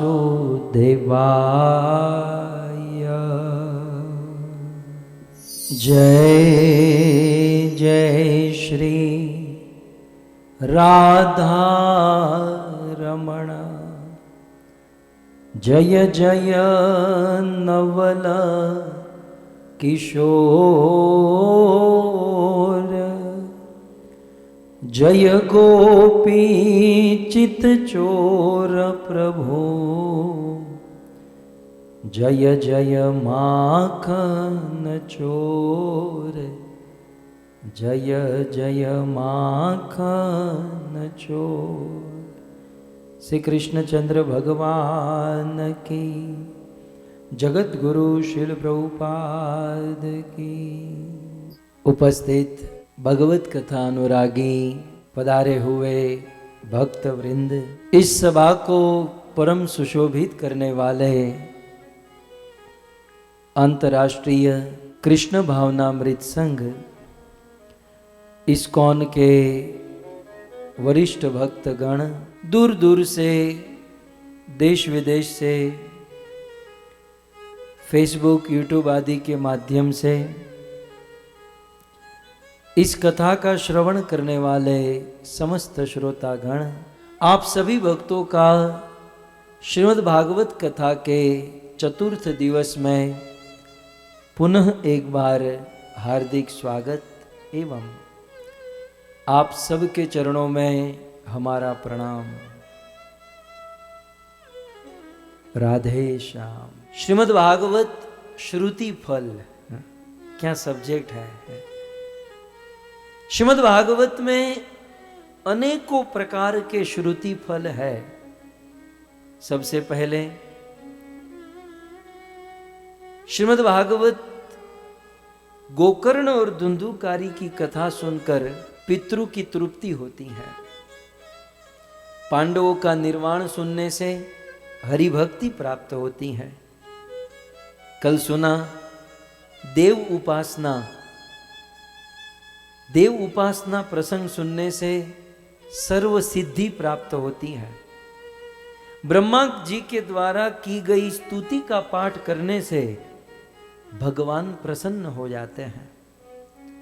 और कल अंत में सुना था भगवान वराह देव ने हिरणाक्ष का वध किया। श्रीमद् भागवत के तृतीय स्कंद के 25वें 13वें अध्याय की इस कथा सुनने से, हिरणाक्ष वध की कथा सुनने से आयुष्य प्राप्त होती है। तो भागवत के 5 श्रुति फल हम सब ने श्रवण किए। आइए अब श्रीमद् भागवत से 6ठा श्रुति फल।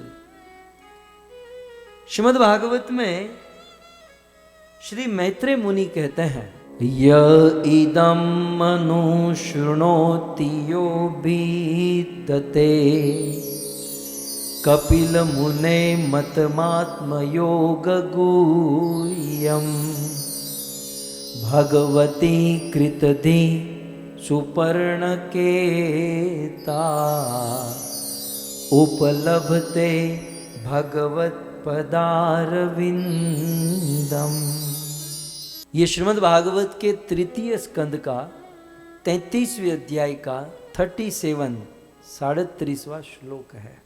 यह मैत्रेय मुनि विदुर जी को कहते हैं कि हे विदुर, यह इदम शृणोति, यदि कोई व्यक्ति इस प्रसंग को, अब प्रसंग तो हम आगे सुनेंगे लेकिन महिमा सुनिए।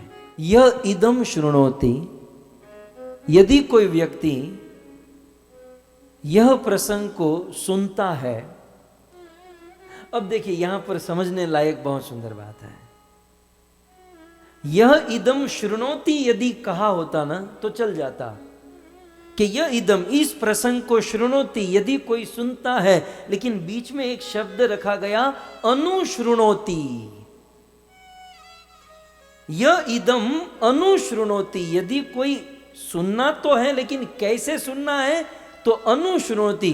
तो आप कहोगे अनु का मतलब क्या होता है? हमारे तो वहां अनुबेन है एक तो, हाँ? तो अनु माने क्या? ये तो अब आचार्य, ये श्लोक के अर्थ तो आचार्य, आज मैं वल्लभाचार्य को पढ़ रहा था सुबोधिनी में, श्रीपाद वल्लभाचार्य ने इस पर बहुत सुंदर लिखा। ये मनु नहीं है, म से म निकाल दिए तो अनुशृणोति, तो संधि विच्छेद करेंगे तो अनुशृणोति इति शिष्य रूपेण। श्रीपाद वल्लभाचार्य सुबोधिनी में लिखते हैं कि अनुशृणोति का अर्थ है शिष्य बनकर सुनो। वल्लभाचार्य तो बिल्कुल डंडा लेकर ही बैठते हैं, उनकी टीका आप पढ़िएगा। अनुशृणोति शिष्य रूपेण न तु प्रभु रूपेण। यह भागवत सुनो कैसे? शिष्य बनकर, प्रभु बनकर नहीं। आप कौन? मैं फलाना प्रभु हूं, मैं बहुत सीनियर डिवोटी हूं, अपने आप को ग्रेट समझकर, अपने आप को बहुत महान समझकर, अपने आप को प्रभु समझकर न तु शृणोति। शृणोति कैसे सुनो? मैं तो कहता हूं इतना ही काफी आज की कथा के लिए। ये यदि समझ में आ जाए ना काफी। अनुशृणोति शिष्य रूपेण। शिष्य, अब शिष्य में तो बहुत सारी बातें आ जाती हैं, बहुत सारी चीज इंक्लूड हो जाती हैं। तो कितनी सुंदर, अब भागवत के एक एक श्लोक को इस प्रकार से विस्तार से आचार्यों ने प्रकट किया है। तो मैं तो केवल जस्ट आपको इतना बता रहा हूं, यह इदम अनुशृणोति, यदि कोई व्यक्ति इस प्रसंग को, केवल इस प्रसंग को ही नहीं, भागवत के सारे प्रसंग को हमें सुनना चाहिए। कैसे? शिष्य रूप से, न तु प्रभु रूपेण। इसका अर्थ बहुत कुछ होता है। पहला अर्थ तो जो सीधा मेरे मन में आ रहा है, एक तो जब भी हम कथा सुने ना तो ये भावना नहीं होनी चाहिए, अरे ये तो हमको पता है, अरे ये तो हम जानते हैं, अरे ये तो आप तो हरि नाम भी जानते ही हो ना, लेकिन फिर भी रोज क्यों ले रहे हो? मुझे बताइए। हरि नाम पता ही है ना, हरे कृष्ण महामंत्र तो पता है, तो फिर रोज क्यों जपते हो?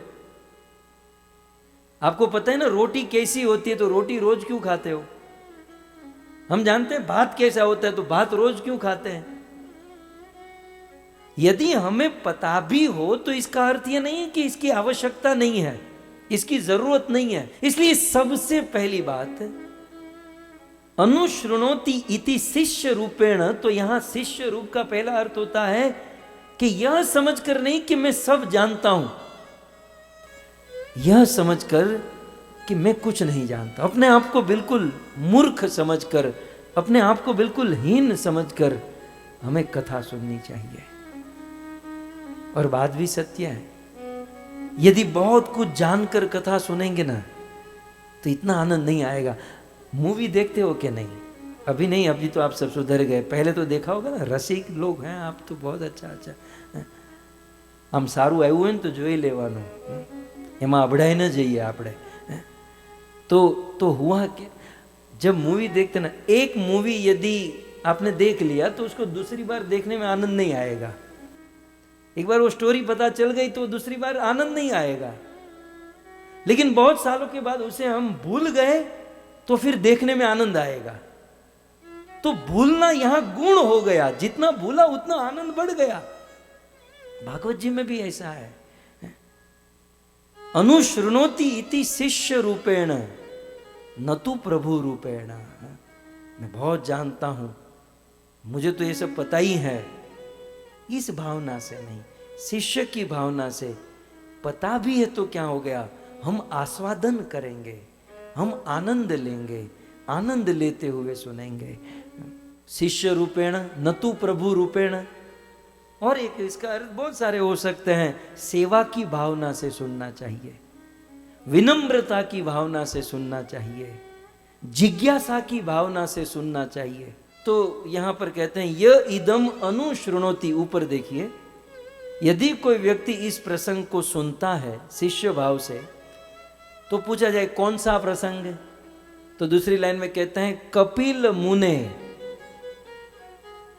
कपिल मुनेर मत आत्म योग गुह्यम। कपिल मुनि के गुह्य आत्म योग की कथा को भगवान कपिल देव ने आत्म योग का ज्ञान प्रदान किया। भगवान कपिल देव ने वो भी गुह्य आत्म योग। तो भगवान कपिल देव के द्वारा दिया गया गुह्य आत्म योग को यदि कोई अनुश्रुणोति शिष्य भाव से सुनता है तो क्या होता है? तो सबसे पहले भगवती कृत धी सुपर्ण केता, पहले इतना शब्द समझ लीजिए, तीसरी लाइन का भगवती कृत धी।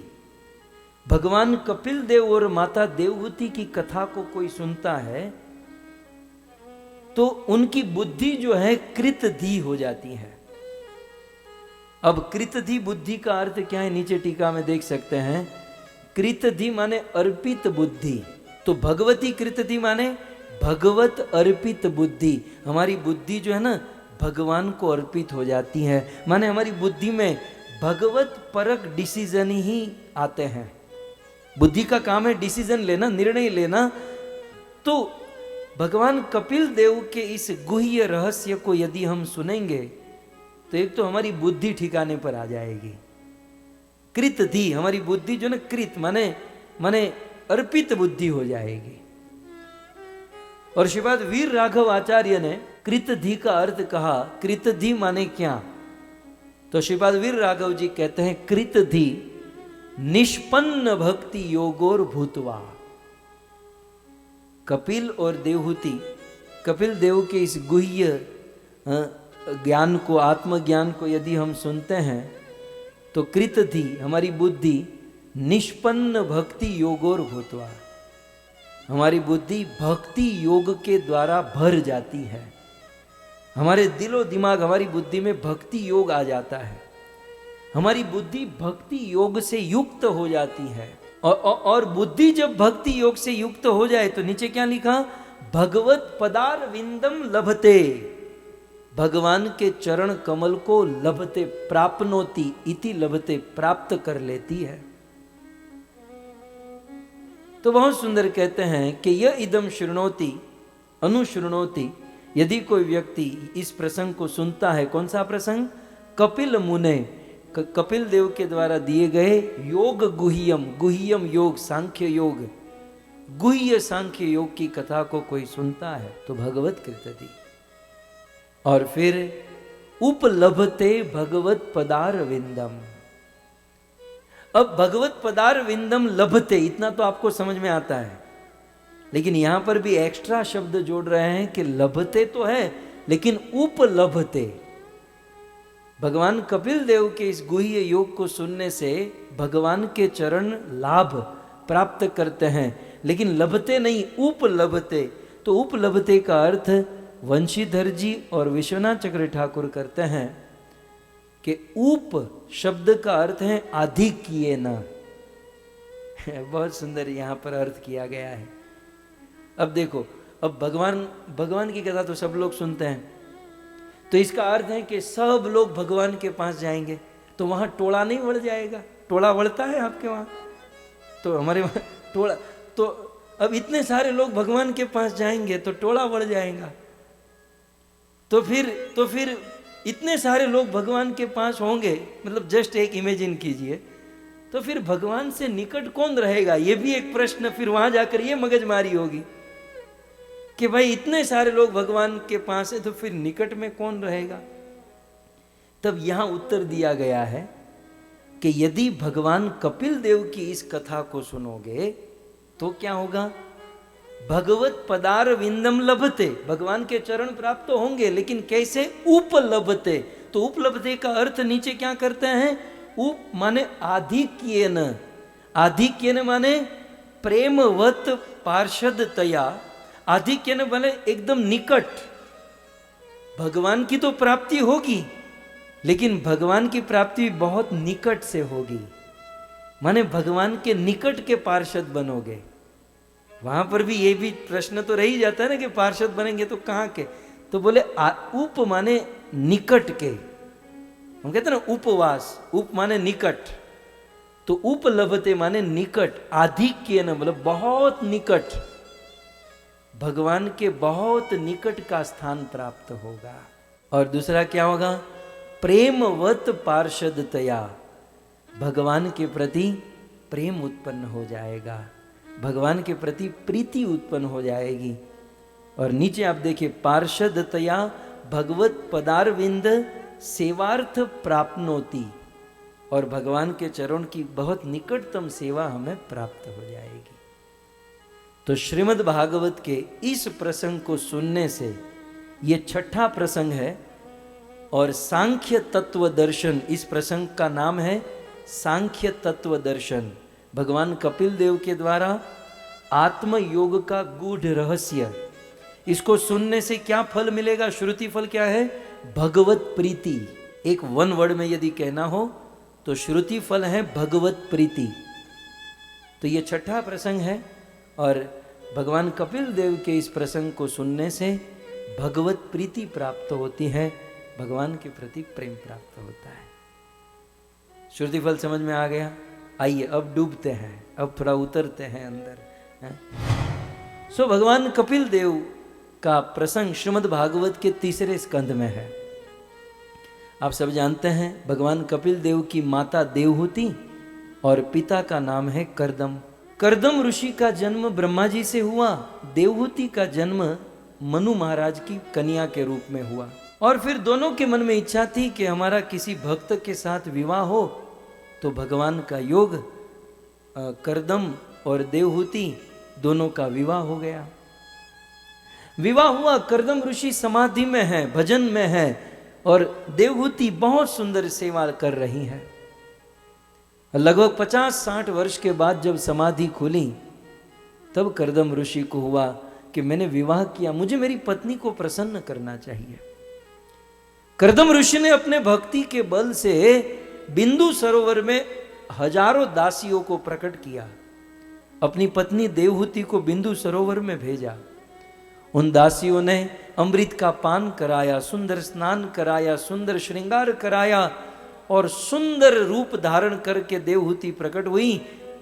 कर्दम ऋषि ने अपने मनोयोग से एक बहुत बड़ा विशाल विमान का निर्माण किया, पत्नी देवहूति को विमान में बिठाया, आकाश में विचरण कराया।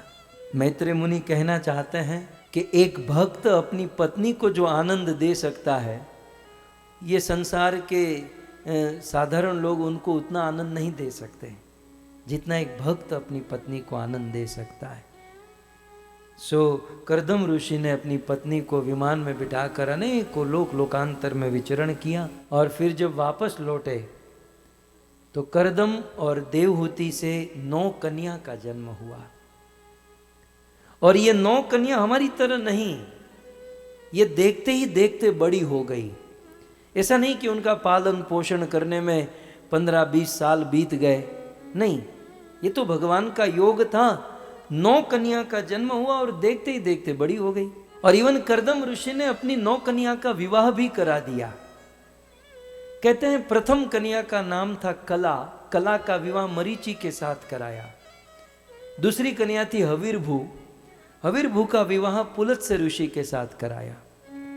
तीसरी कन्या का नाम था ख्याति, ख्याति का विवाह भृगु ऋषि के साथ कराया। चौथी कन्या थी अनसुया, अनसुया का विवाह अत्रि ऋषि के साथ कराया। 5वीं कन्या हुई गति, गति का विवाह पुलह ऋषि के साथ कराया। 6ठी कन्या थी अरुंधति, अरुंधति का विवाह वशिष्ठ जी के साथ कराया। 7वीं कन्या थी श्रद्धा, श्रद्धा का विवाह अंगिरा के साथ कराया। 8वीं कन्या थी क्रिया, क्रिया का विवाह कृतु ऋषि के साथ कराया। और 9वीं कन्या थी शांति, शांति का विवाह अथर्व ऋषि के साथ कराया।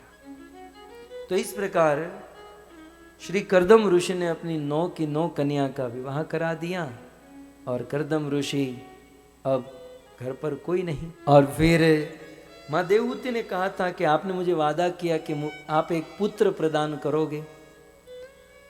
सो कर्दम और देवहूति दोनों हरि के भक्त थे, और भक्ति से भगवान इतने प्रसन्न हुए कि स्वयं भगवान ही इनके पुत्र बनकर प्रकट हो गए। जिस गृहस्थी में पति और पत्नी दोनों भगवान की भक्ति करें तो वहां भगवान को बुलाना नहीं पड़ता, भगवान स्वतः अपने आप पुत्र बनकर प्रकट हो जाते हैं। देखो अन्य अवतारों में तो भगवान को बुलाना पड़ा ना, जय जय सुर नायक जन सुखदायक, आइए आइए आइए, यहां बुलाना नहीं पड़ा।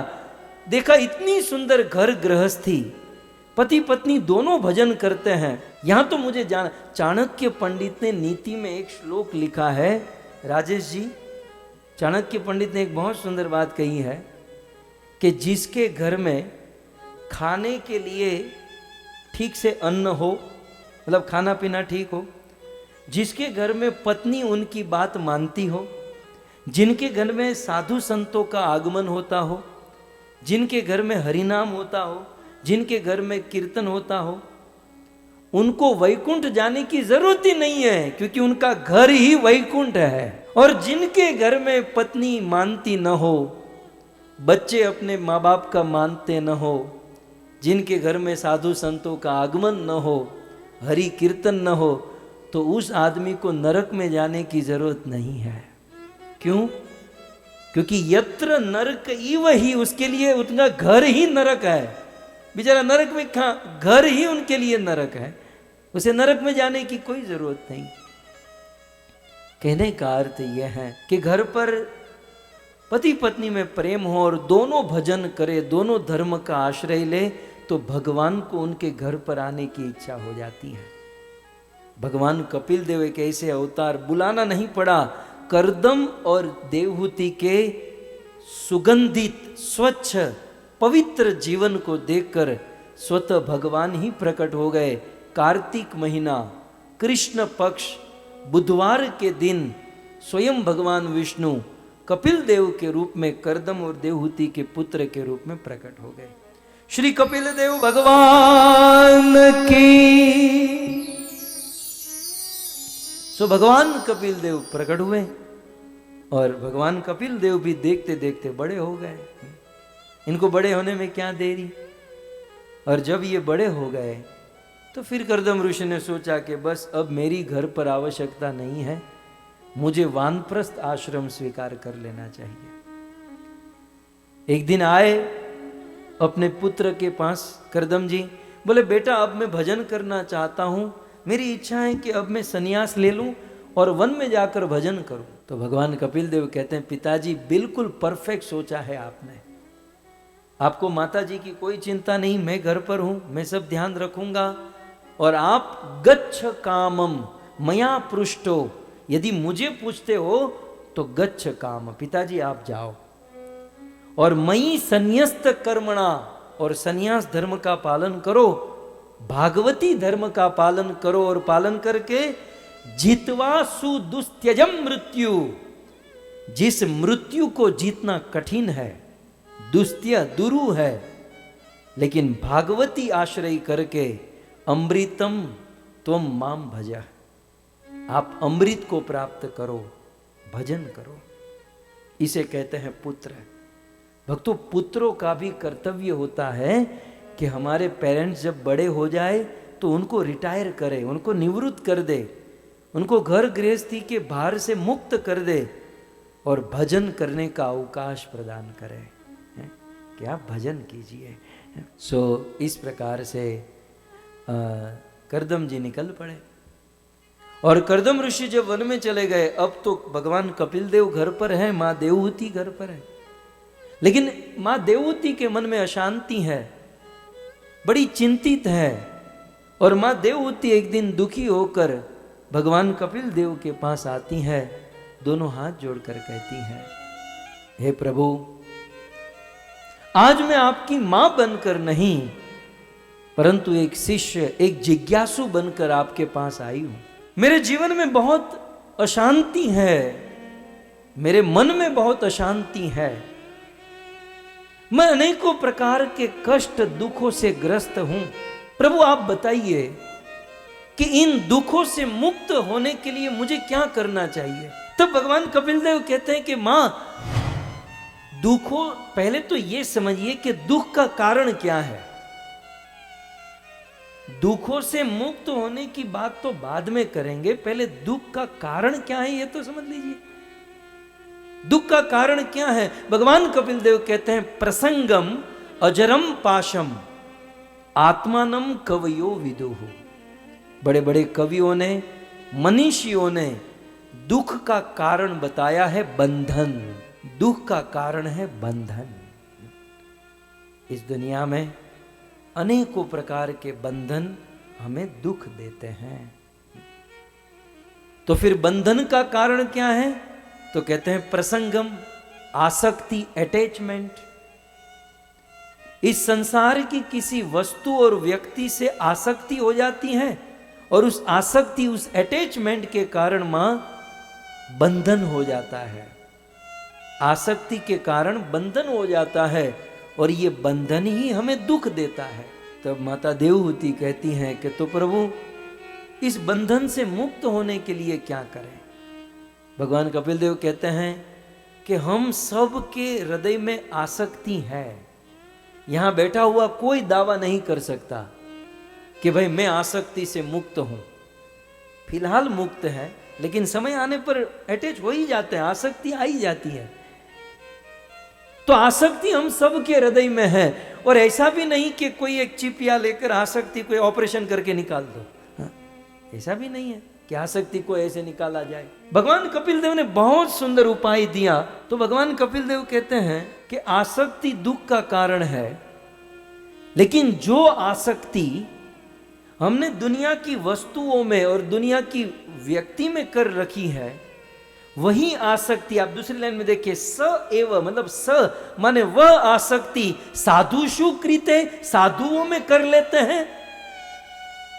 आसक्ति को नहीं छोड़ना है, क्योंकि आसक्ति कभी छूटेगी नहीं।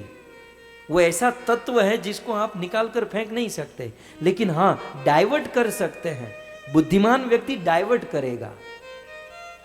तो हमारे जीवन में जो आसक्ति है, जितनी आसक्ति है, स माने वह आसक्ति साधुषु कृते, साधुओं में डाइवर्ट कर लो। वो आसक्ति साधु संतों में, सत्संग में कर लो। तो बोले बेटा इससे क्या होगा? साधु संतों में आसक्ति करने से क्या मिलेगा? तब भगवान कपिल देव कहते हैं जो आसक्ति आज हमारी आपकी संसार की वस्तु और व्यक्ति में है, वही आसक्ति यदि हम साधुओं में कर लेते हैं तो मोक्ष द्वार अपावृतम, कहते हैं मुक्ति का द्वार खुल जाता है। अर्थात मुक्ति के दरवाजे तक पहुंच जाते, मतलब मुक्ति हो जाती है। देखो ये भगवान राम जी ने भी कहा ना कि मनुष्य जीवन मिलना, इसका अर्थ क्या है? मुक्ति के द्वार पर पहुंचना। लेकिन यहां मुक्ति के द्वार पर पहुंचने की बात नहीं है, यहां मुक्ति के द्वार को खोलने की बात है। मनुष्य जीवन मिला, इसका अर्थ है कि मुक्ति के दरवाजे तक पहुंचे। लेकिन मनुष्य जीवन मिलकर साधु संतों के साथ आसक्ति हुई, सत्संग हुआ, तो क्या होगा? वह मुक्ति का द्वार खुल जाएगा। इसलिए क्या कहते हैं? मोक्ष द्वार अपावृतम, खुला हुआ मुक्ति का द्वार। यहां साधु संगति हुई, यहां मुक्ति का द्वार खुल गया। कितनी सुंदर बात, कितना सुंदर सिद्धांत। स एव साधुषु कृते, आसक्ति तो हम सब में है, लेकिन वह साधुओं में आसक्ति करे तो मुक्ति का द्वार खुल जाएगा। लेकिन बेटा ये बात तो समझ में आ गई, लेकिन प्रश्न यह है कि साधु किसे कहते हैं? क्योंकि आज डॉक्टर को पहचानना, उसकी डिग्री देखकर डॉक्टर पहचानने में आ जाएगा। वकील को भी हम पहचान सकते हैं, इंजीनियर को पहचान सकते हैं, पुलिस को पहचान सकते हैं, लेकिन आज के जमाने में साधु को पहचानना बड़ा कठिन है। तो बेटा आप कहते हो कि साधुओं में आसक्ति करो, लेकिन साधु किसे कहते हैं? साधु कैसा होता है? तब भगवान कपिल देव कहते हैं कि साधु जो है ना, कपड़ों से नहीं होता। कोई जटाजूट बढ़ा लिया साधु बन गया, नहीं। किसी ने मुंडन कर दिया साधु हो गया, नहीं। साधु बाहरिक वेश से कोई साधु नहीं होता। साधु होता है गुणों से, हैं? साधु की जहां पर परिचय दिया गया वहां आश्रम कि ये आश्रम का है, वानप्रस्थ, सन्यास, ये कोई बात नहीं है। या कपड़ों के रंग की बात नहीं, भगवा होता है वही साधु नहीं। साधु का परिमाण जो है ना, उनके गुण होते हैं। तो फिर साधुओं में कौन से गुण क्या है जिससे हम उसको साधु कंसिडर कर सके और उनमें आसक्ति करें, उनका सत्संग करें? तो बोले साधु कौन? तब कहते हैं तितिक्षवा। हे मां, जिसमें तितिक्षवा, श्लोक देख सकते हैं, तितिक्षवा माने सहनशीलता। जिनके अंदर सहनशीलता हो वो साधु है। संसार की ठंडी गर्मी वर्षा को सहन करे लेकिन अपने नियम में अड़ग रहे। चाहे कैसा भी समय आ जाए, मंगला आरती करनी है तो करनी है। ब्रह्म मुहूर्त में 16 माला जाप करना है तो करना है। प्रचार करना है, चाहे जीवन शरीर का कुछ भी हो जाए, करना है। इसे सहन करें, तितिक्षवा। और साधु उसे कहते हैं जो संसार के द्वारा दी गई बदनामी को सहन करे। एक बात याद रखिएगा, इस कलयुग में आपको अच्छा काम करना है तो बदनाम होना पड़ेगा। और इसीलिए तो हमारे बच्चन जी ने गाया है ना कि जो है नाम वाला वही तो बदनाम है। इतने बदनाम हुए हैं जमाने में, इतने बदनाम हुए हैं जमाने में, बीत जाएगी सदिया इसको भुलाने में। बीत जाएगी सदिया इसको भुलाने में। बदनाम है? इसलिए तो कहा गया साधु वो है जो सत्कर्म करे और फिर भी उनकी निंदा होगी, बदनामी होगी, लेकिन उसको सहन करे। साधु का पहला अर्थ है सहन करे वो साधु, सीधी बात। तितिक्षवा, इसे संस्कृत में कहते हैं तितिक्षवा, सहन करना। और भक्तों ये सब सहन करना तो इजी है। कोई गाली दे दिया, कहां जाओगे आप, क्या करोगे, क्या कर लोगे, ये सब इजी है। लेकिन सबसे कठिन क्या है पता है?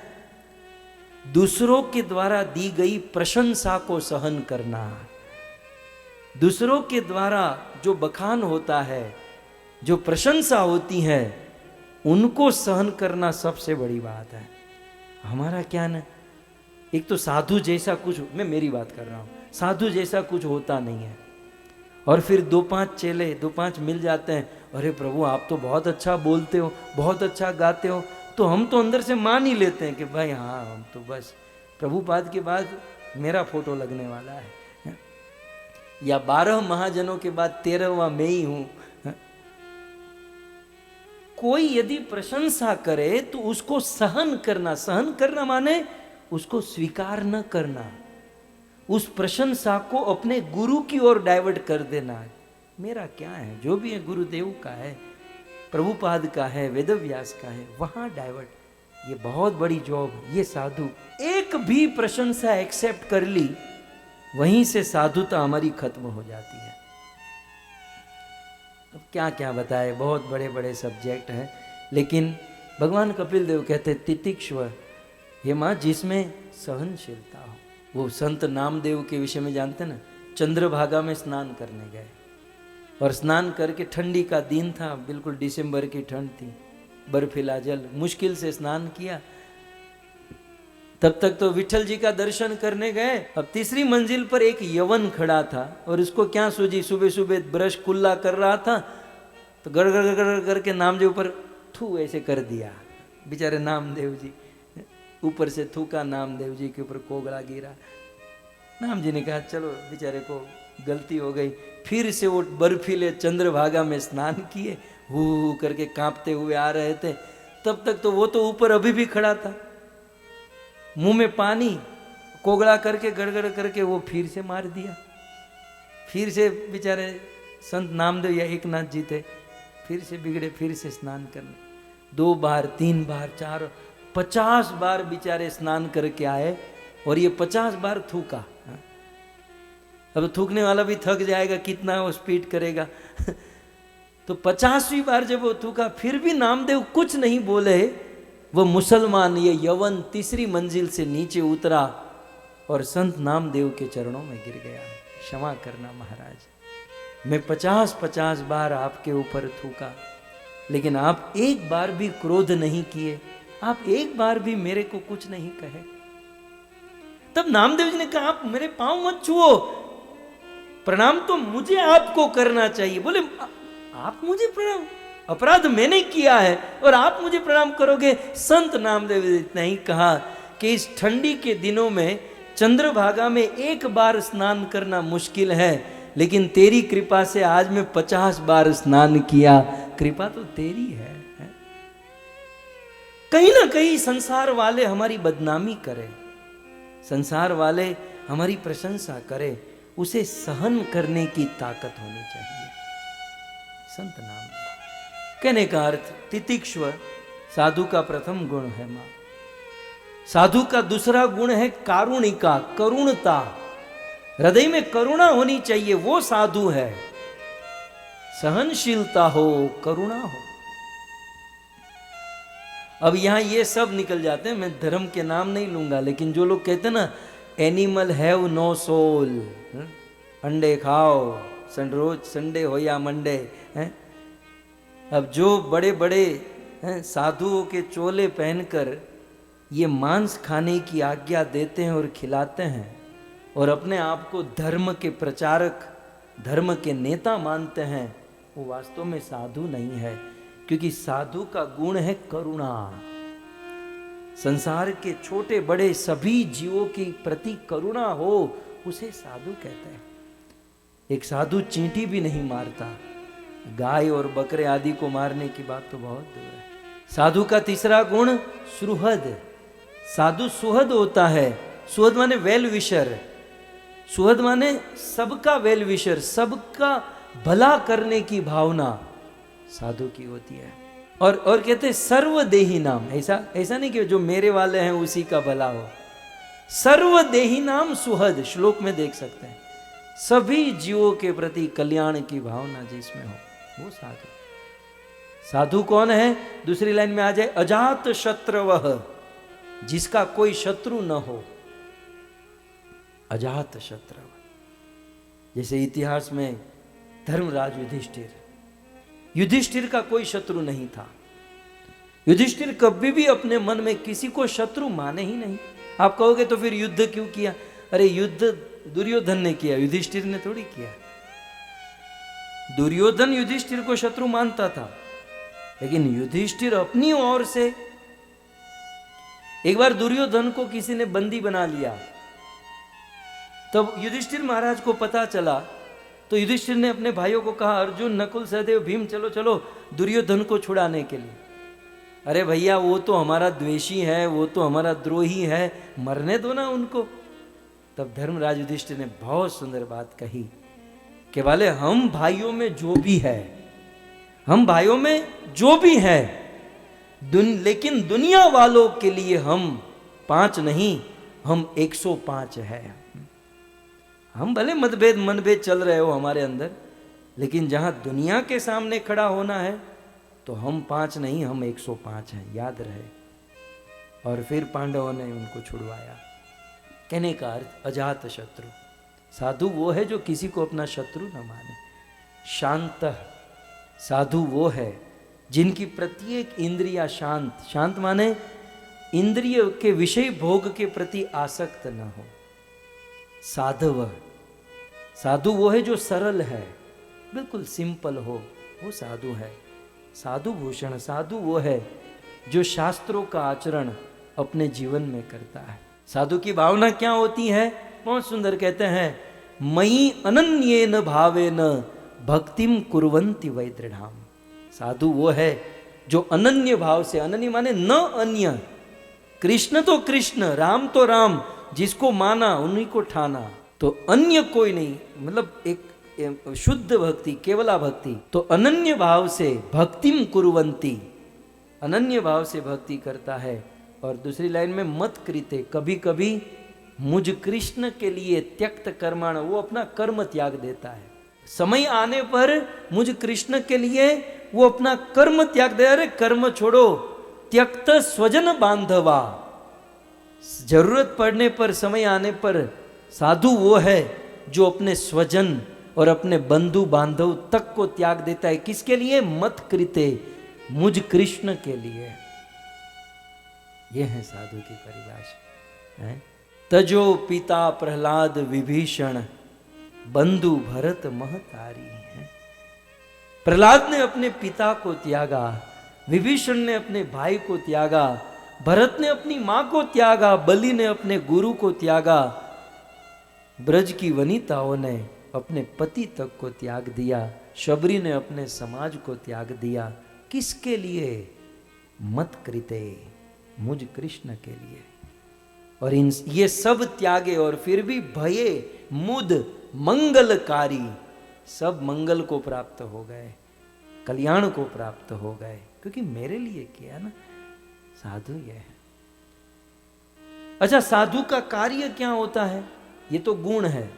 तो कहते हैं साधु का एक ही कार्य होता है, मद आश्रया, मेरे आश्रय में रहकर मत कथा मृष्टा, वो मेरी कथा में रचा पचा रहता है। यह है साधु का प्रमाण। साधु वो है जो मदाश्रया, मेरा आश्रय लेकर मेरी कथा में ही रचा। भगवत गीता में भी यही कहा गया, तुष्यंती च रमंती च। गीता में कृष्ण क्या कहते हैं कि साधु वो है जो मेरी कथा में, मेरी वार्ता में रमे रहते हैं। और यहां पर भी यही कहा गया, मेरी कथा। अच्छा, कथा में कैसे रमे रहते हैं? तो कहते हैं श्रृणुवंती, साधु पहले कथा को सुनता है। ऐसा नहीं बस रात दिन केवल बोलता रहे, नहीं। मत कथा मृष्टा, मेरी कथा में रचा पचा रहते हैं साधु। कैसे? खूब श्रृणुवंती, खूब सुनते हैं। और फिर समय आने पर कथयंती च, कथा को गाते हैं, कहते हैं। तो देवहूति माता ने पूछा, तो साधु बस यही करते हैं तो काम धंधा बिजनेस कुछ नहीं, तो घर बार कैसे चलता है? जीवन में कोई परेशानी, कोई तकलीफ, सुख दुख, ये सब कैसे चलता है? बेचारी माँ है ना, माँ तो सब सोचती है। तब भगवान कपिल देव कहते हैं कि साधु बस कथा सुनता है, कथा बोलता है, और यह करते हुए तपंती विविधास्तापा, साधु के जीवन में तप दुख आते हैं। ऐसा नहीं साधु के जीवन में दुख नहीं आते। तपंती विविधास्तापा, कथा में जो रचा पचा रहते हैं उसके जीवन में दुख आते हैं, लेकिन न एतान मतगत चेतस, लेकिन वो दुख साधु को टच नहीं कर पाते। क्यों? क्योंकि कथा का कवच धारण कर लिया है। कथा रूपी कवच ऐसा धारण कर लिया है कि दुख आएंगे लेकिन वो दुख उसे टच नहीं कर पाएंगे।